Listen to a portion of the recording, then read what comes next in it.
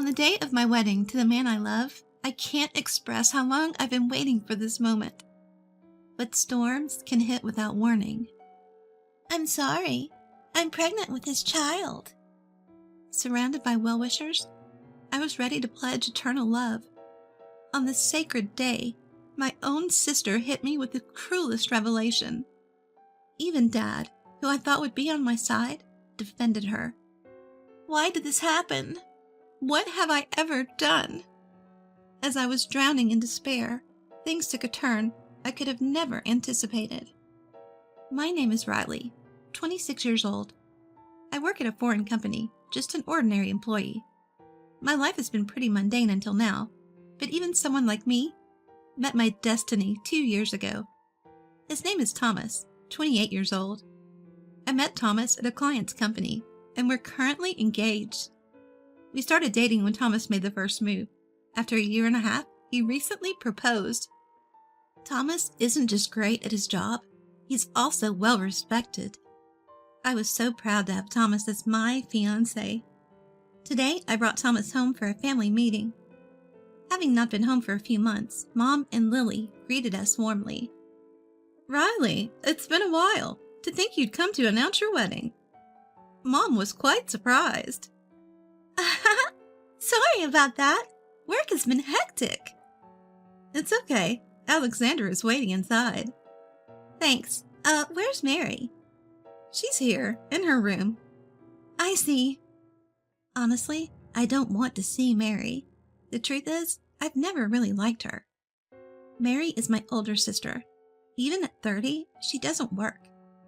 Mary has always been beautiful, and she treated others very well. Maybe because of this, people always said she was adorable and such a good girl. As a result, she grew into an uncontrollable troublemaker.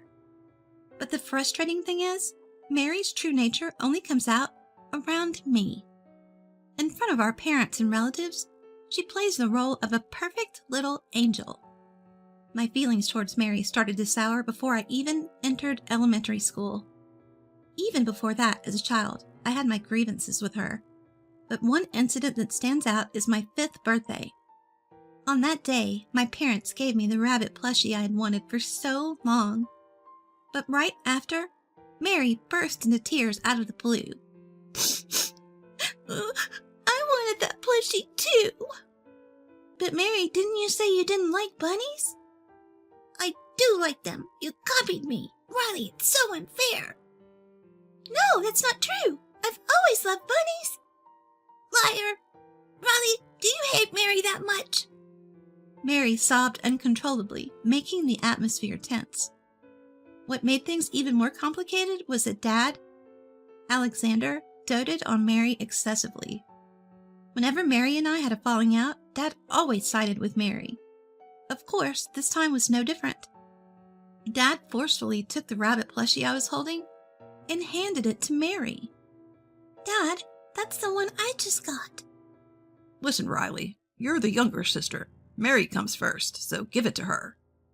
But I've wanted that bunny for so long. We can get you another one for your birthday next year. Just bear with it this year. Fine. Mary, hiding behind Dad, smirked at me maliciously. I can't forget the look on her face from that moment. It was as if her eyes were telling me, that's what you get. A few days later, I found the plushie that Mary had taken, dirty and discarded in the trash. Crying, I went to Dad, but he dismissed me, saying, You're the younger sister. Deal with it. From then on, I gave up expecting anything from my family. After that, Mary would frequently torment me, and whenever we argued, I was always painted as the bad guy. Mom always stepped in to defend me, but Dad continued to shower Mary with affection regardless. Because of Dad's incessant spoiling, Mary never held down a job and still lived a carefree life at our parents' house.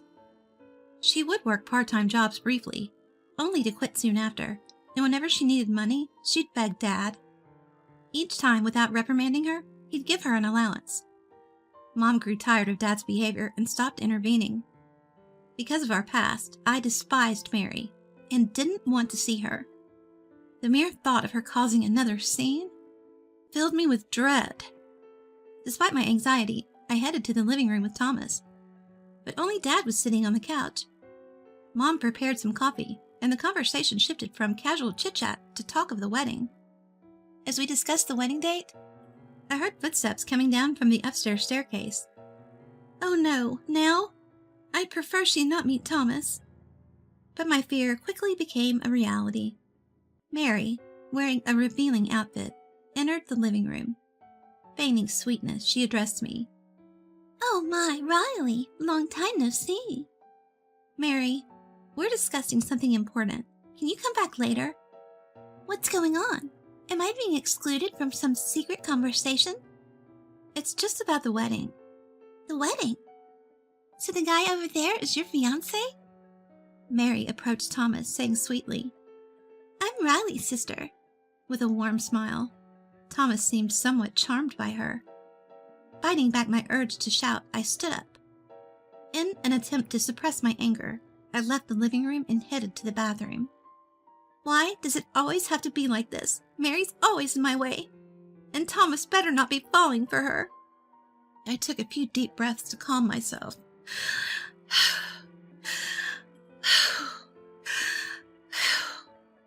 Returning to the living room, I found Mary and Thomas deep in conversation, laughing together.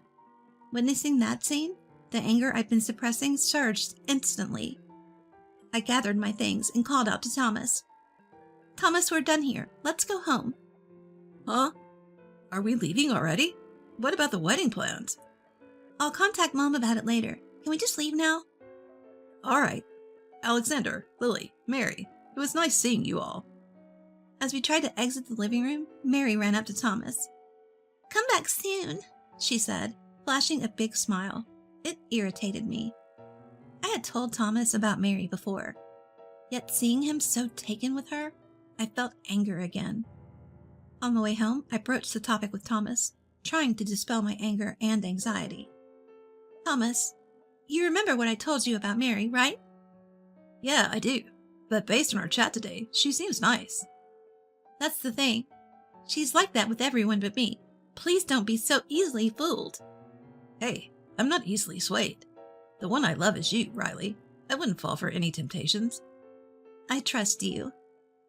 Yet, recalling Thomas's expression around Mary earlier, I still felt unease. I think we should avoid visiting my family home as much as possible after we're married. After that, we didn't discuss Mary and simply enjoyed our time together. Our wedding preparations were well underway, and I was too busy to dwell on anything else. Then the big day arrived. My wedding dress, which I'd tried on many times and finally chosen. Makeup slightly bolder than usual, and a subtle tiara. The once-in-a-lifetime event. The day I'd long dreamed of came faster than I thought. Thomas looked tense. Of course, I felt the same nerves. But more than that, I was overwhelmed with joy that we were finally becoming husband and wife. After the ceremony, as a whirlwind of emotions engulfed me, we transitioned to the reception venue.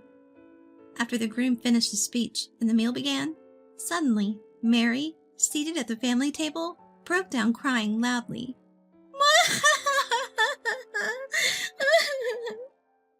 Everyone's attention was on her. When Dad asked her what was wrong, Mary dropped a bombshell. I have something to apologize to Riley for. Apologize? What are you? Riley, I'm so sorry. I'm pregnant with Thomas's child. What? I couldn't process this unexpected revelation. Yet Mary's words echoed in my mind. What did she just say? Pregnant with Thomas's child? Mary? But Thomas is my fiancé. I cautiously looked over at Thomas seated next to me. His face was pale, and he was sweating, looking down. In that moment, it hit me. What Mary was saying was true. Suddenly, my vision blurred, and I couldn't control my body. Then everything went black. How much time had passed? Coming to, I found myself lying on a sofa in the venue's waiting room. There was a slight headache. Then, Mom approached, handing me a bottle of water. Riley, Thank goodness you're awake. Mom, what happened? That must have been tough, to suddenly face such a situation. Yeah. With Mom's words, the reality that Mary wasn't lying about her pregnancy hit me. It seemed like Mary had managed to take something precious from me again. Oddly, I didn't feel anger, just a deep emptiness. Before I knew it, tears began to flow, and overwhelming frustration consumed me. Mom hugged me tightly, trying to console me. Riley, it's okay. It's going to be okay, all right? Don't cry. Mom, I just... Rest for now. We'll talk about everything properly later. For the next few days, I stayed somewhere else with Mom. The thought of returning to the family home with Mary, or the apartment I shared with Thomas, was unbearable. A few days later, I started to feel better, and my emotions began to stabilize. Upon telling this to Mom, she decided it was time to sit down and talk with Mary and Thomas at our family home. Seeing Thomas after such a long time, he looked worn out and pale. Contrasting his appearance, Mary seemed smug and triumphant. I decided to first ask Thomas about his feelings. So what's the plan now? Well, that is...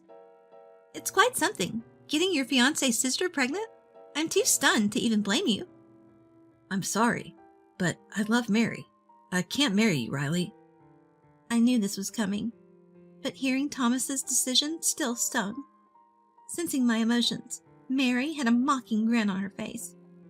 Trying to hold back my irritation, I confronted Mary. What do you want, Mary? Well, isn't it obvious? I want to marry Thomas for our baby's sake.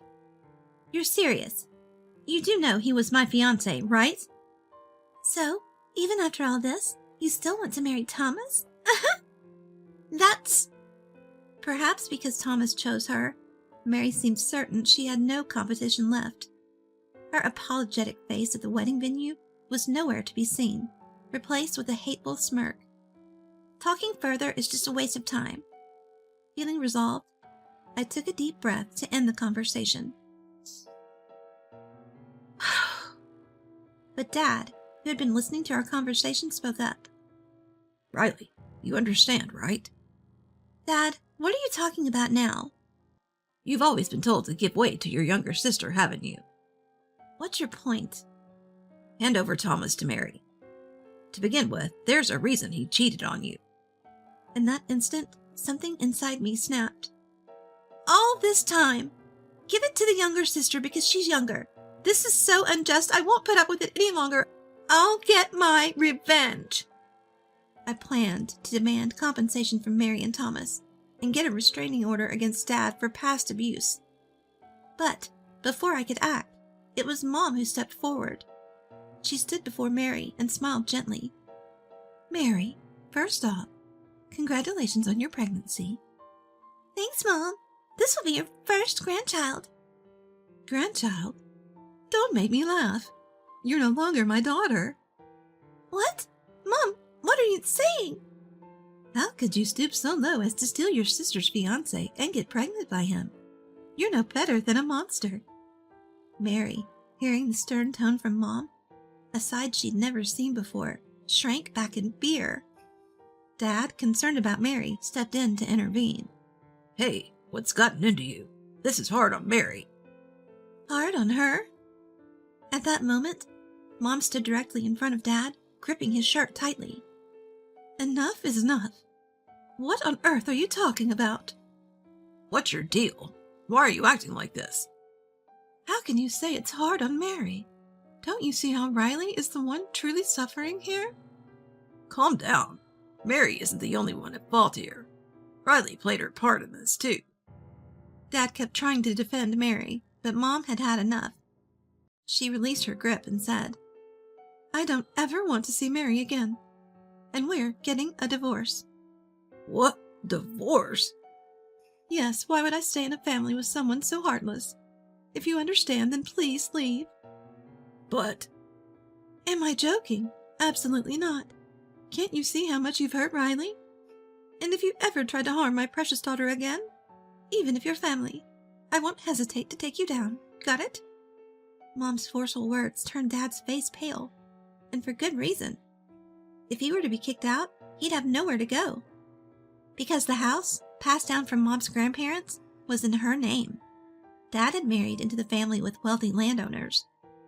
But after the grandparents passed, he became more dominant, disregarding Mom's opinions. He always said, I am the one supporting this family. Probably getting too arrogant after the grandparents' passing. And he completely forgot one crucial detail. The house was inherited from the grandparents and was under Mom's name. Realizing the predicament he was in, Dad knelt before Mom, repeatedly apologizing. I was wrong. Please forgive me. I won't side with Mary again. Just don't kick me out. But Mom was resolute. She began packing Dad's belongings. Once packed, she threw his stuff outside.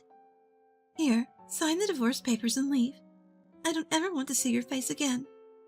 But... Move it, or I'll take this to court.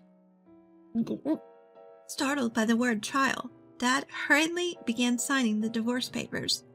He then loaded his numerous belongings into the car and left the house. Left behind in the room were Mary and my ex-fiancé, Thomas. Thomas looked overwhelmed by Mom and was trembling. How pathetic.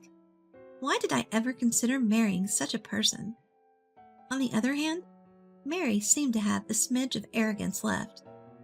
I said to her very clearly, You know I'll be expecting full compensation from you. What? Compensation? We're sisters. Excuse me? Think that matters now? You stole my fiancé. That's a fact. But I can't believe you. I don't even have a job. Instead of apologizing, Mary was still trying to justify her actions. Seeing such a pitiful sight, I was utterly disgusted. Finally, I let loose, expressing all the resentment I'd been holding in. Stop making excuses. Whether you work or not, I don't care. Who's to blame for all of this? It's a result of your shameless affair. And after all the trouble you've caused, you still act so self-righteous. Wait, please. I apologize. Just please, no compensation. Sorry, so please forgive me? You think I'm a fool? Who would forgive with such a shallow apology? I've put up with your crap for years, but enough is enough. Being related to someone like you is just embarrassing. Got it? I won't show any mercy. No matter how much you cry or beg, I'll come after you with everything I've got. Mary broke down, begging and pleading. But of course, forgiveness wasn't an option. Like Dad, Mom packed up Mary's stuff and threw it outside. When Mary and Thomas were reluctant to leave, Mom and I forcibly evicted them. After that, Mom and Dad divorced. My engagement with Thomas was called off. I hired a lawyer and demanded compensation from Mary and Thomas. For Thomas, I required that he cover all the wedding expenses. Mary went into debt, and Thomas exhausted all his savings to pay the compensation. But word of Thomas's affair spread throughout his company, as colleagues were present at the ceremony. Consequently, he was shunned, and unable to bear the humiliation, he resigned. I wonder what kind of life awaits the unemployed couple, especially with a baby on the way. I don't wish ill on others, but in their case, I hope they face endless misfortunes. As for me, I moved out of the apartment I shared with Thomas and began to live with Mom. Spending time with Mom has been enriching.